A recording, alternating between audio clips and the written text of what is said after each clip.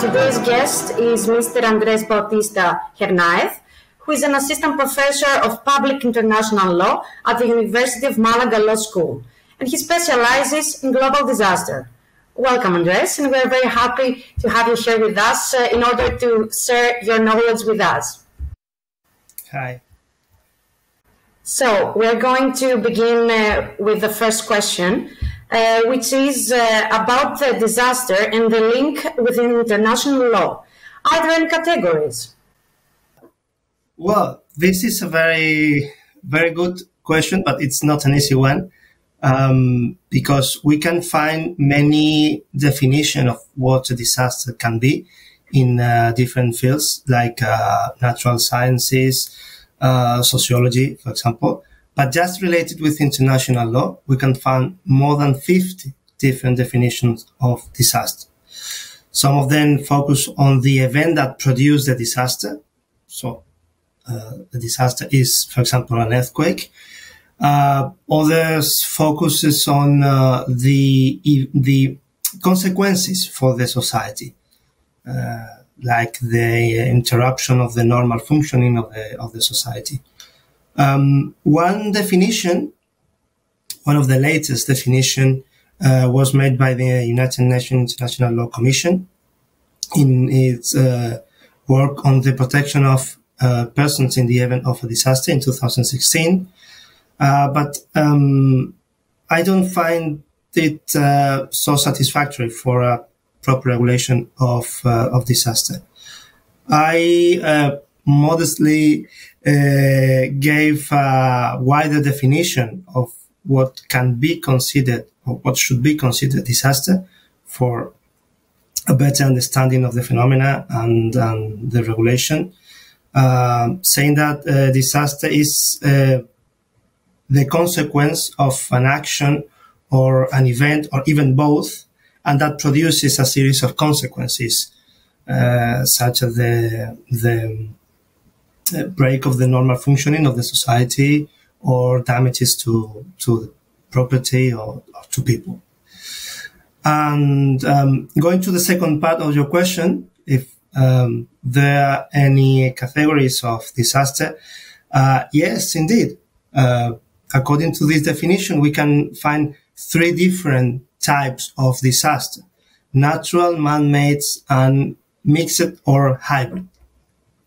A natural disaster is the one that the human being is not present in its origin. So, for example, an earthquake. A man-made disaster is the one that the human being is present. For example, it refers mostly to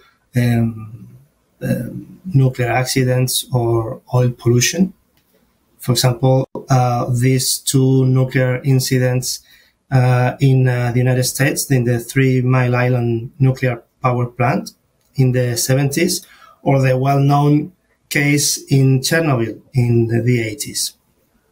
But also we have a third category, mixed or hybrid disasters.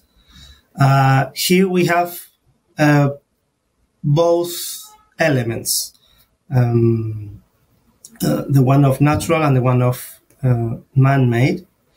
And for example, we have a human construction, like a nuclear power plant, but also we have a natural event, like an earthquake or a seaquake, that triggered a series of events that produces an accident in that nuclear power plant.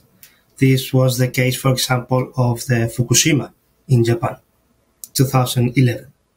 And Andrea, why this topic is important at the international level, and what's relevant for international law? Well, in my opinion, the first thing is because disaster knows no borders. So states must face this kind of events of a transnational sphere, like huge forest fires we're having now in France, or cases of oil pollution in the sea. So international law is in a better position to deal with those cross-border events. But also the different type of disasters may reflect differences in the legal regulation or the reaction by the international community. So we can see different rules for the different categories of disaster, different obligations for states, or different aspects on responsibility. I haven't heard you talking about the word responsibility. I would like to tell us who is in charge to say if a state is responsible or not on something. Well, we don't have a super state or someone with the role of police in the international law of the international society. The effectiveness of international law depends on the application by its subjects, mainly the states. So we have, of course, the United Nations and its Security Council mandated to keep and protect international peace and security. We have also international tribunals, such as the International Court of Justice or the International Criminal Court. And related with human rights, we have also many international tribunals in the regional level. For example, the European Court of Human Rights or the Inter-American Court of Human Rights. But all those have different competence according to the international treaty that created them.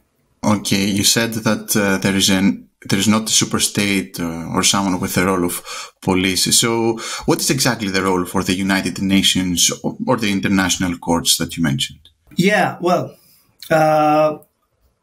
first, we don't have, there is not an international tribunal with specific competence related with disasters. So we have various ways to claim international responsibility to a state, not just going to the United Nations. For example, if you consider that your rights have been violated as an individual, you can submit an application to an international tribunal. For example, focusing on human rights, if you consider that your rights have been violated, you can go to an international tribunal protecting human rights. However, in this case, you need to, when going to this tribunal, that individual claims are allowed, because not all the international tribunals allows individuals to go there and to submit applications. One case is the European Court of Human Rights. You can go as an individual and submit an application there. But also, you have to identify the human right protected by the Charter, in this case, the European Convention on Human Rights, that have been violated, and you have to prove the link between these violations and the action or the omission of the state. So, depending on the disaster, could be easier or much more difficult to hold someone or some states accountable for that, because, for example, in the case of natural disasters, they traditionally tend to be treated as acts of God. So extraordinary events, unpredicted and beyond the control of the state. Therefore, states are not have not responsibility for that.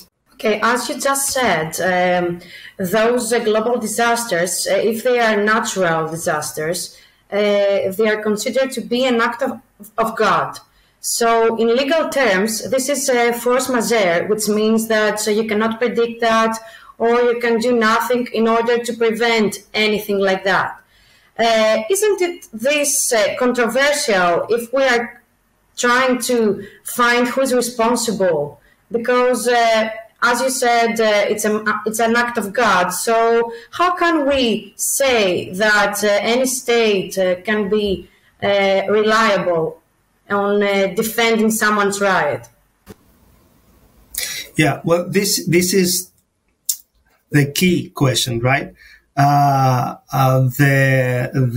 topic of international responsibility of states have been debated for many decades. The United Nations International Law Commission worked for decades, for more than 50 years. So, generally speaking, we have three main elements when talking about responsibility of states. We need the damage, we need a breach of an international obligation, and we need a nexus of causation. However, it depends on the type of disaster. The legal obligation for states may change, and therefore the possibility for claiming international responsibility. For example, in the case of a natural disaster, for example, it's hard to find a legal obligation that is breached by states, but also this nexus of causation, because again, they consider that this is an act of God. This is beyond the control of a state, so we cannot claim for any responsibility. But in these cases, we may refer to the responsibility of states for hazardous activities not prohibited by international law. Here we goes to the preventive obligation of states regarding accidents or oil pollution. So, however, we don't have strong rules on that. So there is not a general treaty regarding the obligation of states to prevent disasters, at least so far.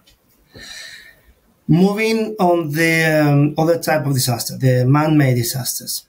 Here the human being is present, so we can say it's easier to claim responsibility, at least because we have the action or the omission of the human being.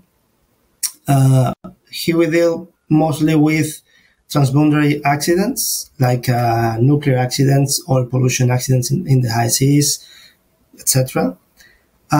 So we have to check if there's any international treaty, if any, and the breach of this legal obligation, and then claim for state responsibility.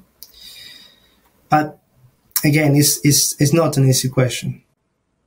Yes, because before you referred on the matter that sometimes individuals cannot go before a tribunal individually. So there's a gap in the national laws. Do you think that a European effort could make this better in order to in order to make individuals feel safer and make it better and easier to go before a court? Yeah, well, in terms of disaster management, I definitely can see better regulation at the European level. Mainly the European Union, for example, we have the European Union Civil Protection Mechanism, which is an avant-garde mechanism in terms of disaster management in mostly the main phases of international management: preparation, preparedness, response. In terms of the possibility to go into an international tribunal and claim responsibility, or at least claim for a violation of human rights, I think we have a good option at the European level, mainly the European Court of Human Rights, which is not a tribunal within the European Union. It's a tribunal of another international organization, which is the Council of Europe. But yeah, this is in my opinion, so far a better mechanism for claiming in the event of a disaster. We also have some cases relating disaster in this tribunal. Andre, I would like to know more about the current pandemic of COVID-19. Based on the things that you said before, depending on the origin of the pandemic, we can attribute different aspects on responsibility for the case. Is that right? Am I getting it right? Yes, absolutely. From my point of view, this COVID-19 pandemic is a disaster. It fulfills with the definition of catastrophe for international law. But however, depending on the origin and its elements, we can determine if it's natural, man-made, or hybrid, and therefore analyze the international responsibility, if any. In the case of the COVID-19 pandemic, at least what I know, we have World Health Organization and China report issued in 2021 that states that there could be 4 different causes or possible causes of the pandemic. So, if we can determine the origin of the pandemic as a man-made, so the obligation or the possibility of responsibility is different that if we consider that it is a natural event, an act of God again. But I don't know. I think it's going to be really hard to get the truth about this because, as I know, this is the only one document from the World Health Organization, but it's not conclusive. So, and China doesn't want to allow more experts on the field. So, I don't know if we're gonna finally find the really origin of the pandemic. I don't know. Okay, let me understand this better.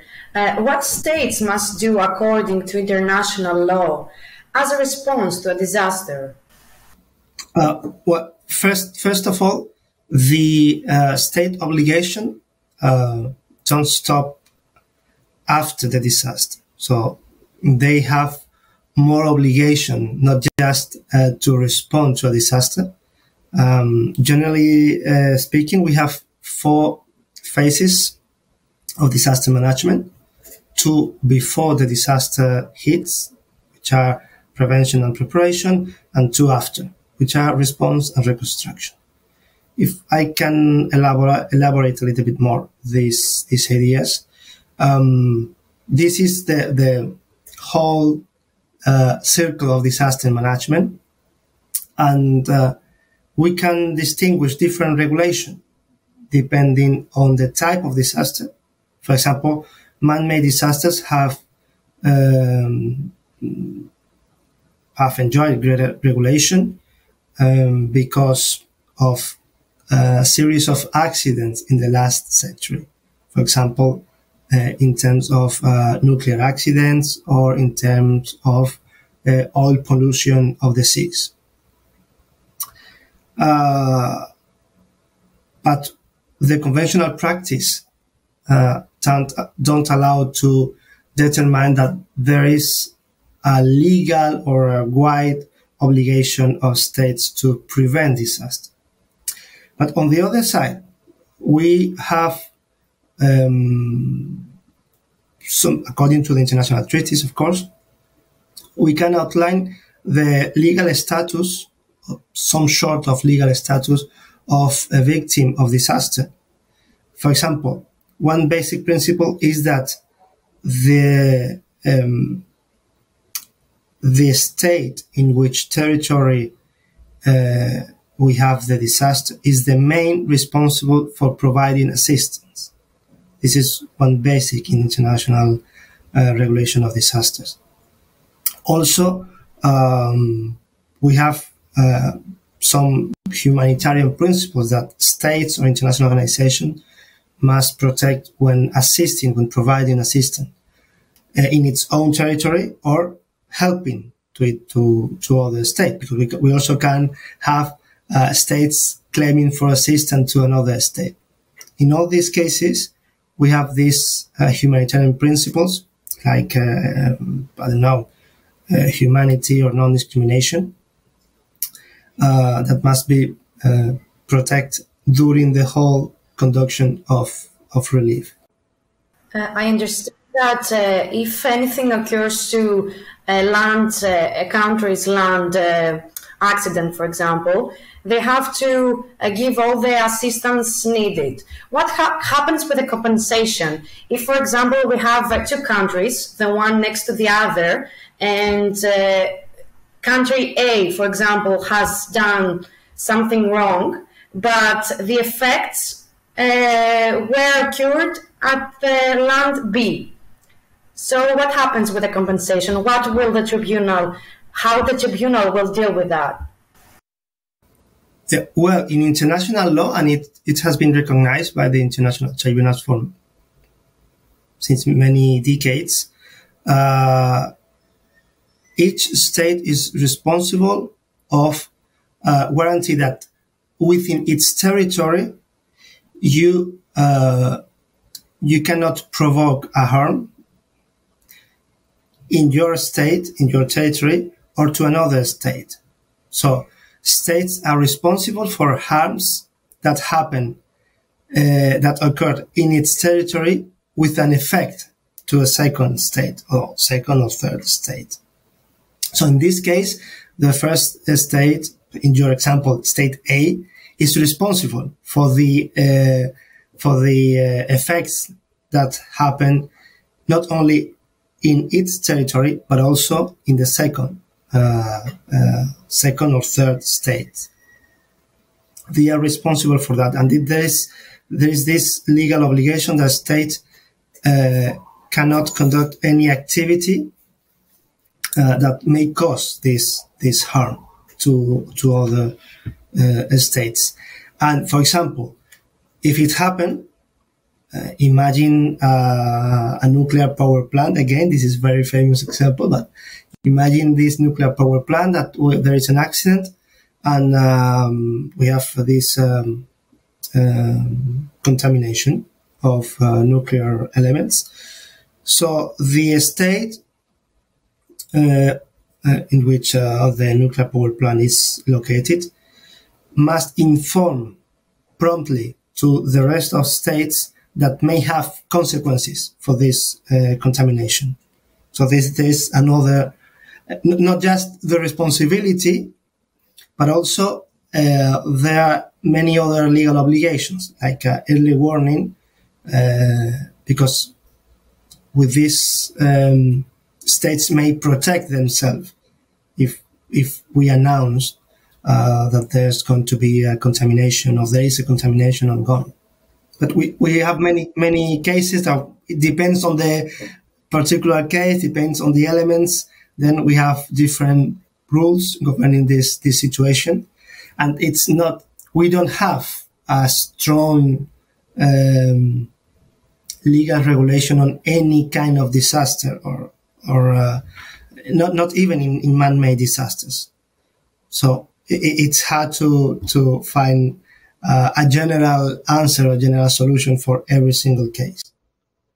Exactly. This is exactly what I wanted to ask you, because I'm really curious to see if there are any famous cases of state responsibility regarding disasters. What was the outcome and the consequences for states or even organizations? Yeah, we as I said before, regarding the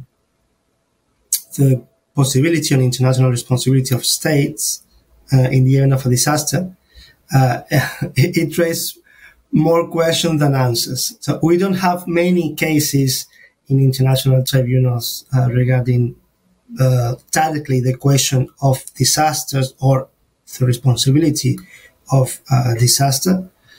Some cases, the majority of them are related with man-made disasters.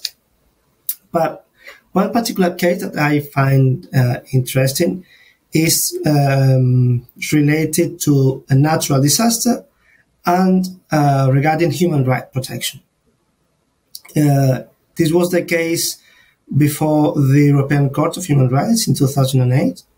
The name is Budajeva and others against Russia, if I'm not mistaken the name. And it was the case of a mudslide that almost destroyed a town in Russia.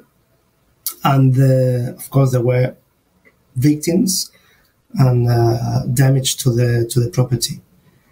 So some people claim before the European Court of Human Rights against Russia for this for responsibility of this event. Now they claimed the responsibility of Russia because they did not prevent properly the population of this town. During the case in the court, Russia alleged, of course, that it was an act of God out of responsibility because we cannot control a natural event provoking this mudslide and therefore causing deaths and damage to the property. The applicants responded that it's not the question of if you control or not the act of this natural act, but the question moved into the government did not set up preventive measures to reduce the disaster risk for a town that had mudslides regularly. So it was a town particularly vulnerable for this kind of events, of natural events. So that makes an extra effort for the government to display preventive measures, not to eliminate the possibility of we have this natural event, but to reduce the risk of a disaster, to reduce the risk of consequences for this town, for this population. And finally, the court stated that Russia had violated Article 2 of the Convention, the protection of life, because of that, because the authorities did not implement properly land planning, emergency relief policies, despite the fact that this particular town was extremely vulnerable of mudslides. So this omission of the government, let's say the authorities, exposed the population to mortal risk, according to the judgment. So this was I consider a famous and very important case in terms of disaster responsibility, even if we were talking about human rights, of course. I'm really curious. So, was there an actual penalty or something that this country had to pay, for example, after the decision of the court?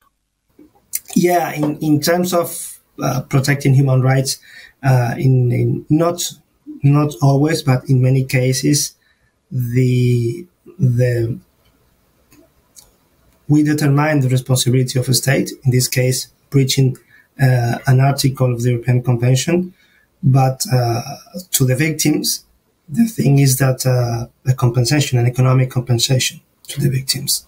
This is, in most cases, the way that the violation of human rights is restored, let's say. So during all our discussion, we have used so many technical words such as preparation, response, and responsibility regarding disasters, and all things have a legal aspect and also an international politics or economic aspect. So how can we reach a consensus if these things are so complicated to have a common understanding? Yeah, that's a very good question. Sometimes it's easier to have a treaty with aliens. In fact, we do have a treaty on governing the activities in the outer space and in the moon, but we don't have a general treaty regulating international disasters. Of course, states have different interests, economic, politics. Sometimes it's really difficult to reach consensus. Why? I don't know. Probably states don't want to pay for compensations in cases of disaster. They don't, I don't know, they don't want to regulate something, because when you regulate it, in this case, disaster management, that means that you have to put on the table rights, but also obligation, not only for individuals, but also for states. And then the possibility that a state breach this legal obligation, therefore, we goes to responsibility and in cases to compensation or remedies. But I don't know why, but this is a huge gap in international regulation, and I hope we could move forward in the future to a proper regulation of disaster in an international agreement, which is an international binding norm. But yeah, when dealing with disasters, also in most cases, we advance the regulation after the bad experience. So in many cases, we had to wait until a disaster strikes the society to look and say, oh, we have this problem, we have to deal with it, so let's try to regulate, let's try to do something. But yeah, it's a hard question to answer. Andrea, I would also like to know your opinion about the skills that the next generation should develop, or in general, any other advice that you have for the next generation. Well, this is probably the hardest question you asked me today. Skills for future students. Well, I don't know. Maybe one thing is that they should passionate about what they do. Their boost, the motor of their lives needs to be the passion. So I think the only way to feel useful and therefore to make you happy is to love what you're doing. There's no sense of studying a degree or doing a job that you don't love it. Also, maybe a second piece of advice would be probably take nothing for granted. So always ask the what and the why of things.